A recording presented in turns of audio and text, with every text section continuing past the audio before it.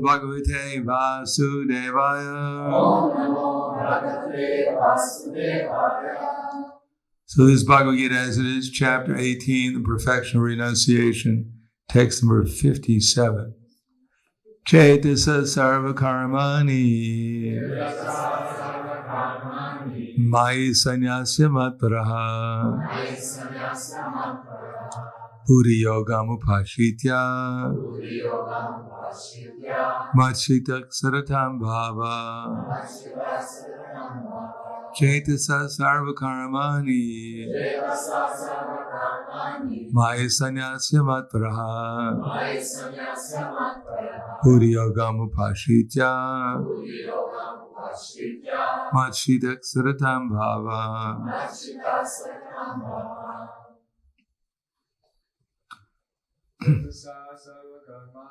Cetasa sarva karmani Mai sanyasya matparaha Puri yogam upashitya Machita saratam bhava. Tami. Cetasa sarva karmani Mahi sanyasya matraha Puri yogam upashitya Machita saratam bhava. Cetasa, by intelligence. Sarva karmani, all kinds of activities. Mai, unto me. Sanyasya, giving up. Matparaha, under my protection. Buddhi yogam, devotional activities. Upashitya, taking shelter of. Matchita, in consciousness of me. Satatam, 24 hours a day. Bhava, just become. Translation and purport by His Divine Grace, A.C. Bhaktivedanta Swami Prabhupada. In all activities, just depend upon me and work always under my protection. In such devotional service, be fully conscious of me. Srila Prabhupada's purport. When one acts in Krishna consciousness, he does not act as the master of the world. Just like a servant, one should act fully under the direction of the Supreme Lord. A servant has no individual independence. He acts only on the order of the master. A servant acting on behalf of the Supreme Master is unaffected by profit and loss. He simply discharges his duty faithfully in terms of the order of the Lord. Now, one may argue that Arjuna was acting under the personal direction of Krishna, but when Krishna is not present, how should one act? One acts according to the direction of Krishna in this book, as well as under the guidance of the representative of Krishna, then the result will be the same. The Sanskrit word matparaha is very important in this verse. It indicates that one has no goal in life save and except acting in Krishna consciousness just to satisfy Krishna. And while working that way, one should think of Krishna only. I've been appointed to discharge this particular duty by Krishna. While acting in such a way, one naturally has to think of Krishna. This is perfect Krishna consciousness. One should, however, note that after doing something whimsically, he should not offer the result to the Supreme Lord. That sort of duty is not in the devotional service of Krishna consciousness. One should act according to the order of Krishna. This is a very important point. That order of Krishna comes through disciple succession from the bona fide spiritual master. Therefore, the spiritual master's order should be taken as the prime duty of life. If one gets a bona fide spiritual master and acts according to his direction, then one's perfection of life in Krishna consciousness is guaranteed. Cetasa sarva karmani maya sanyasya matparaha uriyogam upashitya matshitak saratam bhava. And all activities just depend upon me, work always under my protection. In such devotional service, be fully conscious of me.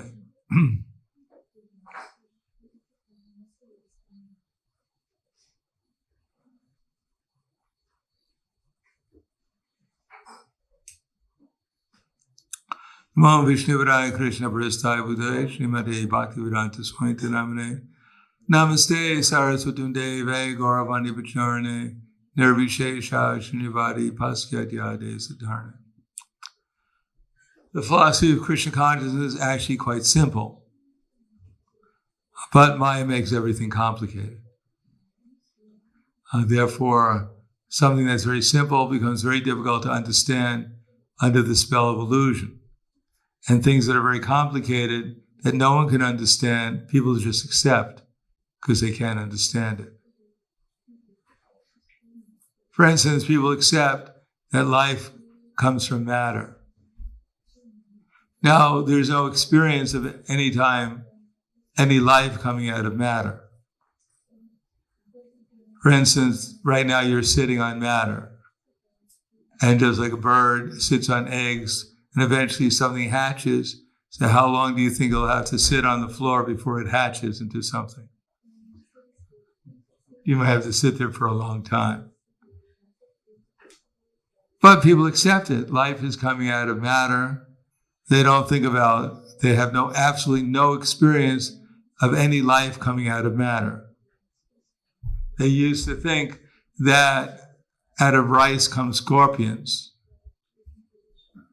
until they found out that actually the scorpions lay their eggs in the rice, and the eggs are actually coming out of the scorpions are coming from the eggs, not from the rice. Similarly, they used to have other theories about spontaneously generating living entities, bed bugs. If you're in your bed and you sweat a lot, and from your perspiration will come bed bugs. So it's not because the bed is contaminated with bed bugs, because of your perspiration. So we have to check you before you enter into the temple and make sure you're not perspiring, because we don't want any bed bugs in the temple. But these things are not really accepted anymore. They know that the bed bugs are there, and at a certain time, in a certain circumstance, they manifest. When the summer comes and they wake up and they see there's a feast in their bed, then they go for it.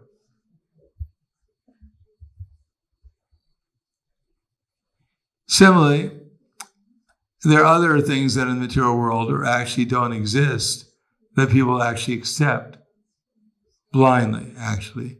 But because the scientists are able to convince them by so much word jugglery and by deceit. For instance, sometimes you may go to a museum and you see in the museum there's a big, big dinosaur the size of this room. And you think, wow, that's pretty impressive. I wonder where they got those bones from. Then you find out they got a bone that big and they made a dinosaur the size of the room from it. And people go to the museum and they fold their hands into the dead bones and they worship them. Oh, here's our worshipful deities. This is where we all came from, the dinosaurs. We worship the dinosaurs. But here it mentions that in order to discover what actually is reality, we have to have certain preliminary understandings.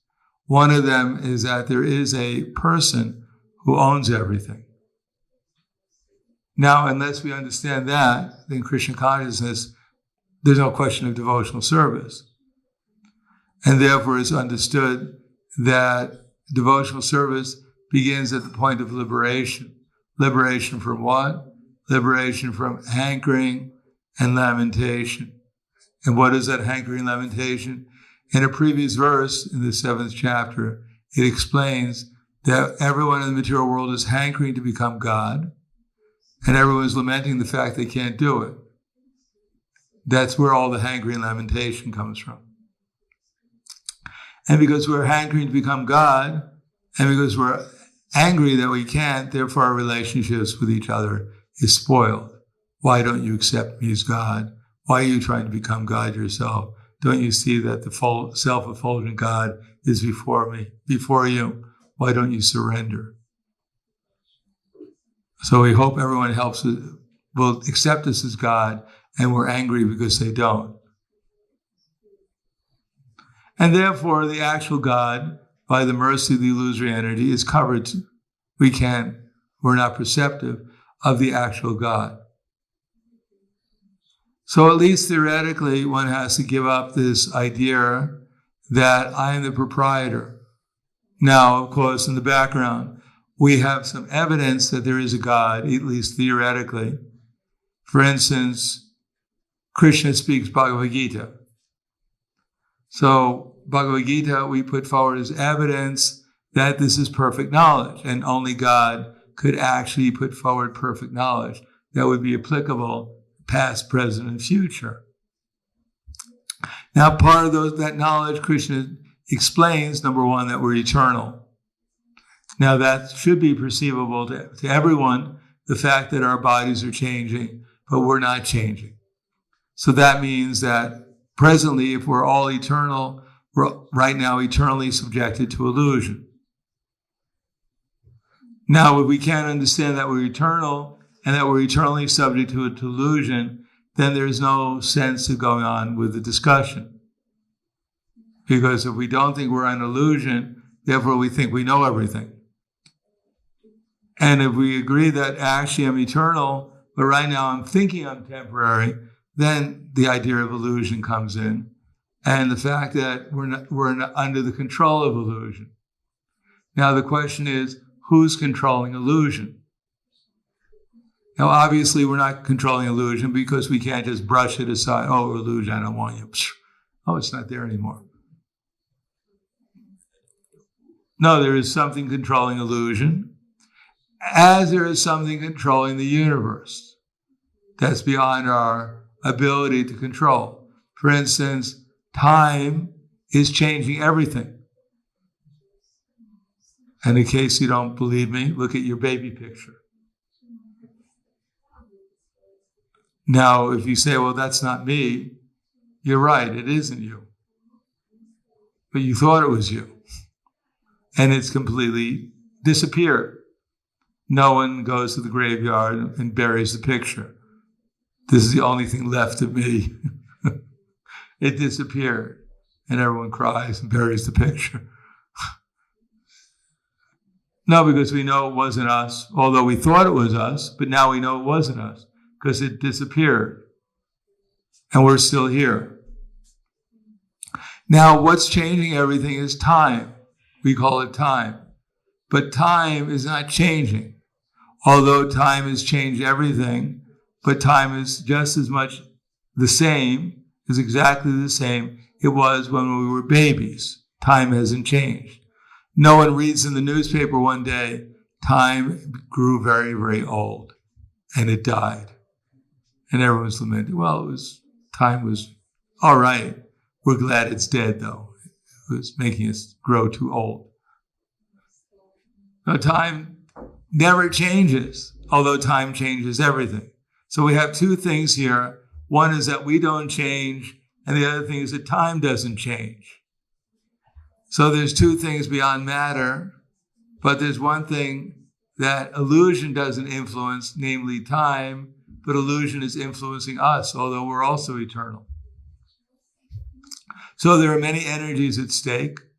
There are many energies here that we're aware of. Two of them don't change, namely ourselves and time. And the third thing, namely matter, is changing all the time. Now the question is, if time is not changing and is controlling everything, then we have to accept time at least as God, as the supreme controller. Now, if time was arbitrarily changing everything, that one day we grow old, next day we grow young, one day the sun rises in the east, the next day it rises in the west, and then one day it hits the earth, and the other day we bounce off the moon. Then you have to say that everything is going on by chance. Like, you throw a bunch of balls up in the air and you can only guess where they're going to land. But if everything is under control, as Lord Brahma said, it's chaksha esha savitasa kalagrahanam, rajasamasa suramurti shesha teja, Yasya Gaya Brahmati Sambrita Kala Chakro Govindam Adi Purushang Tamahang Bhujami. So Lord Brahma, who we say is who created the universe, he happened to mention that the sun is one of the eyes of Krishna, of Govinda. Now, he worships the sun. He worships Govinda. Why? Because the sun is full of infinite effulgence. Infinite effulgence and infinite heat and light. Now, why does he worship Govinda? Because he's put this object in an orbit, and it's exactly in its orbit. Just like you may take a bull and you may attach it by its nose to a pole, and the bull, although he's so powerful, he can walk around that pole and drag a weight, which would take 50 men to pull. He drags the weight around in a circle to crush grains. But although he's so powerful that it would take 50 men to pull that weight, he cannot move 1 inch beyond the rope. Similarly, although the sun is full of infinite effulgence, heat and light, still it doesn't move 1 inch beyond its orbit. As a matter of fact, if you have a watch, then the watch can only imperfectly measure the movements of the sun. Now, no one will claim that a watch came about by accident, that everyone knows a watch was created by intelligent people and it's utilized by intelligent people, but it's utilized to measure the movements of a much more powerful entity, much more powerful than a watch, namely the sun, which is much more exacting than our little tiny watches. So as we can suppose, as we understand that our little tiny watches were put together by intelligent people, so we can understand that the sun was put together by at least one intelligent person. It's just logical. Now, we don't like that logic. It means we just don't like reality, that's all. We may claim, I don't believe that the sun came about by some intelligent person. I believe it came about by accident. Well, good for you. Well, let me see if it came by accident. If you believe it, what is the basis of your belief? Can you demonstrate something? Can you throw up a ball of fire and then we can watch it circumambulate in this room here? And, at night it goes down and during the day it comes up. Show us something that can demonstrate your accident. Now, if you can't, you have no instance, you can't demonstrate anything like it, then your accident is just a product of your imagination. It has nothing to do with science. You can't demonstrate anything. You can't even tell us how it could possibly come about. It's just a concoction. It's just a mental concoction. It's a superstition that you have. It's not science. So we're dealing with science, and my dear sir, you're dealing with science fiction. Now, following that reasoning and following Krishna's reasoning in Bhagavad Gita, there are so many examples of how we can understand that there is something beyond us. There's energies that are controlling this body. There's energies that are controlling us. There are energies that are controlling the universe, and they're all intelligently controlled, and therefore we conclude that there's an intelligent person behind them. And at least, as Krishna says here, within our present existence, we have to understand that who's ever controlling, namely time, we have to accept time. We have to accept that all living entities are put in an illusion. That we have to accept that who's ever able to control time is controlling the universe.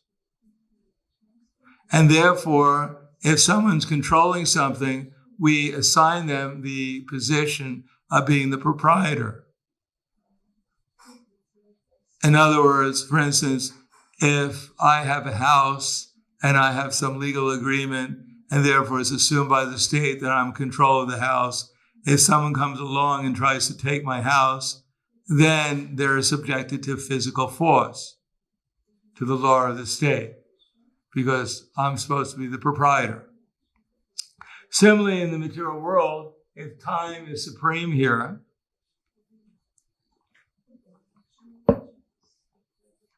And the person who's behind time, behind the illusory energy that's controlling us, then we can assign him the position as the proprietor.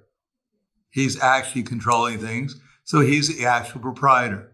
He may, if you ask him for his certificate of controlling the universe, he may not give it to you, but that doesn't mean you can have any more control. He has absolute control over the universe. You have no control over the universe. Therefore, it doesn't matter if you protest or not. It makes no difference. You may go to the bank and protest, "Sir, my dear bank, Gorski Bank, why do you have all the money? You should give some of it to me. Why do you claim a proprietorship? I want some of it." Either they'll call the police or they'll just laugh at you.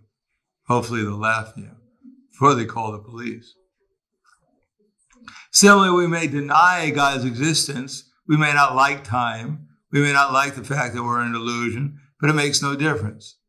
Now, the next question here is that, so what? So I deny Krishna's existence. I deny time. I deny he's a proprietor. I deny there's illusion. But then we have to pay the price. What is that price? Krishna Bahir Bhuka, Bhogavanchitare, Nikatastamaya, Japatiyadare. The price is that there's Maya, there's a police force called illusion, and she's put all of us under her. She's arrested all of us.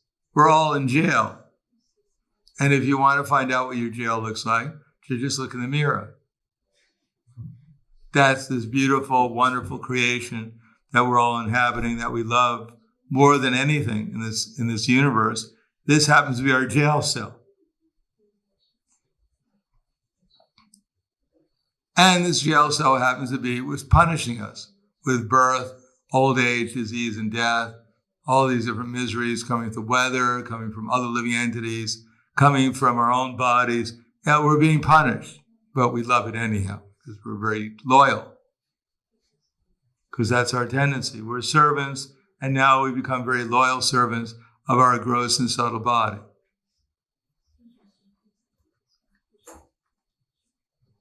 Now, the other hand is if we accept that there is a person controlling things and he has his energy police force called Maya, then the reverse is there also. If we're following the instructions of the proprietor, then he says he'll release us from this imprisonment. So here's the first part of this verse. Our whole philosophy called Sambandha is concluded in the fact that everything here belongs to Krishna. Ishavasha idam sarvam yat kinchit tena tatena bunjitaha magridaha kasyat svidana. Everything in the universe is controlled and owned by the Supreme Lord. That's our whole philosophy. Now, on that basis, we have what's called abhideya. If we accept it, then we can move on to the next thing. Namely, we should find out from Krishna what he wants us to do with his energy. For instance, if someone gives you any article, for instance, someone gives you I used to be one of the few jobs I ever had in my life was I was a runner on Wall Street. You've heard of Wall Street, of course. In America, in New York. I used to when I was a college student, well, before I became a college student, the summer before I went to college, my uncle, who was a broker on Wall Street, got me a job. And I used to take these documents of proprietorship of corporations from one office to the next when they sold corporations, whatever. Now, my job was to take the documents and bring them from one part of Wall Street to the next. But if I decided that, why should I give this to this person? You know, this document matches the color of my shirt. Why don't I keep it? Well, I can assure you I would have gotten into trouble. I would have been rich for a few minutes, but I would have gotten into a lot of trouble too. So similarly, if something actually belongs to Krishna, then and people in Wall Street, they made sure that I knew where I was going. They say, well, here's some documents. Why don't you just hand them to someone that you like? No, I knew the address and I was supposed to get there. Similarly, this material energy has a purpose. it wasn't just put here because Krishna had nothing else to do. He said, yeah, just a university here and a university there. How do you like it, Radharani? Yeah, it looks pretty nice. Why don't I put one out there too? Krishna didn't create these universes for decoration. A few helpless souls. Let's throw a few souls in there. Wow, yeah. The whole thing has a purpose, and the purpose, Krishna says, is to perform yajna, sacrifice for Vishnu. So sacrifice means we should find out what Krishna wants us to do. And in order to do that, Krishna has provided Guru, Sadhana, Shastra. And besides that, he happens to come with us as Super Soul. And he's going, beep, beep, please do this. And we're going, what did you say? Beep, beep. I don't understand you. Beep, beep. Talk a little louder. I can't. I'm yelling. Sorry, I don't want to listen to you. So Krishna is trying to tell us what to do, and we're not listening to him. Because so many people are telling us what to do. We don't know what Krishna is telling us. We don't know what Maya is telling us.